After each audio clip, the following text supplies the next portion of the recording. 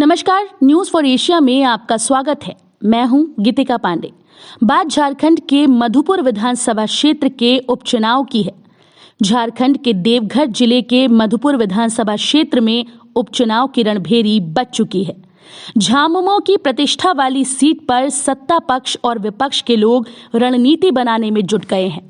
कांग्रेस का कभी मजबूत गढ़ रहे इस क्षेत्र में पिछले 2 दशक से झामुमो और भाजपा के बीच दिलचस्प चुनावी जंग होती रही है। वहीं कांग्रेस हाशिए पर खड़े रहने को विवश है। 2019 में संपन्न विधानसभा चुनाव के महज 10 महीने के अंतराल में झामुमो के कद्दावर नेता रहे पूर्व मंत्री हाजी हुसैन अंसारी का पिछले साल कोरोना से संक्रमित होने के बाद निधन हो गया था, जिसके बाद मधुपुर विधानसभा क्षेत्र में उपचुनाव होना है। उपचुनाव में 17 अप्रैल को मतदान होना है। मधुपुर विधानसभा क्षेत्र के पहले के चुनाव परिणामों का आकलन किया जाए तो 1995 के बाद इस क्षेत्र में कांग्रेस को कभी जीत नहीं मिली।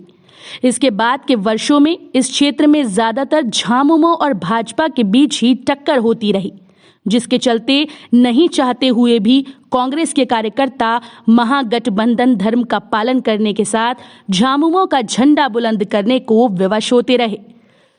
1995 में झामुमो के टिकट पर हाजी हुसैन अंसारी ने 40,000 से अधिक वोट हासिल कर हैट्रिक लगाने वाले कृष्णानंद झा को तीसरे स्थान पर खड़ा कर दिया, जबकि भाजपा की विशाखा सिंह 23,000 से अधिक वोट लेकर दूसरे नंबर पर अपनी जगह बनाने में कामयाब हुई। 2000 में झारखंड गठन के पूर्व संपन्न चुनाव में झामुमो के हाजी हुसैन अंसारी 35,811 वोट लेकर दूसरी बार इस सीट से चुने गए, जबकि 30,579 वोट हासिल कर भाजपा की विशाखा सिंह दूसरे नंबर पर अपना स्थान बनाए रखने में सफल हुई। इसके बाद भाजपा इस क्षेत्र में अपनी ताकत बढ़ाने के प्रयास में जुटी रही। अंततः भाजपा ने 2005 में मधुपुर सीट पर जीत दर्ज करने में सफल हुई। 2005 के चुनाव में भाजपा के राज पालीवार ने 48,756 वोट हासिल कर झामुमो के हाजी हुसैन अंसारी की हैट्रिक लगाने के मंसूबे पर पानी फेर दिया।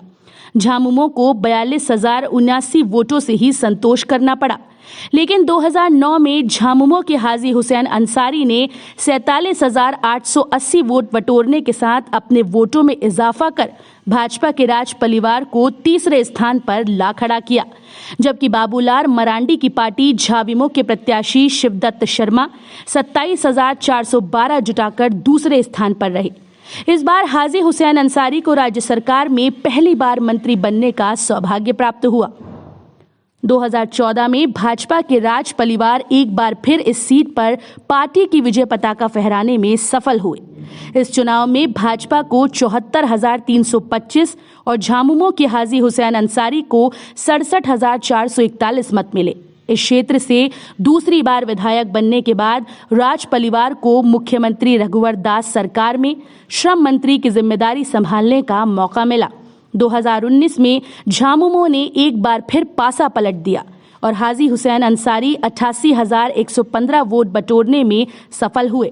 इस चुनाव में भाजपा के राज परिवार 65,046 वोट से ही संतोष करना पड़ा और अपनी विधायकी गंवानी पड़ी।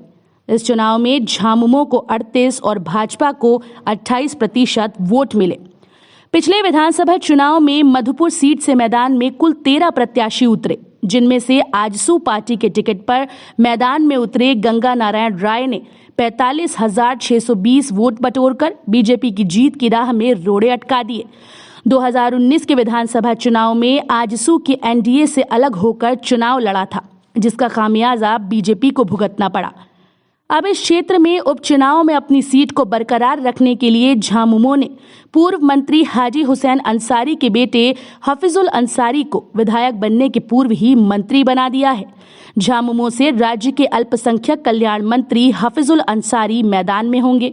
इस बीच आजसू फिर से एनडीए गठबंधन का साथी बन गया है। वहीं पिछले चुनाव में आजसू प्रत्याशी रहे गंगा नारायण राय भी बीजेपी में शामिल हो गए हैं और उनका प्रत्याशी बनना तय माना जा रहा है। अब सभी की नजरें देखनी है कि इस बार मधुपुर सीट पर बीजेपी फिर कमल खिला पाने में सफल होगी या झामुमो के हफीजुल अंसारी को सहानुभूति का लाभ मिलता है।